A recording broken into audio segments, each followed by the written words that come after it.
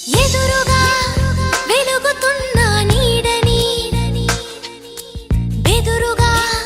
కలుగుతున్న హాయిని అనువున తుణుకుతున్న చురుకుని మనసున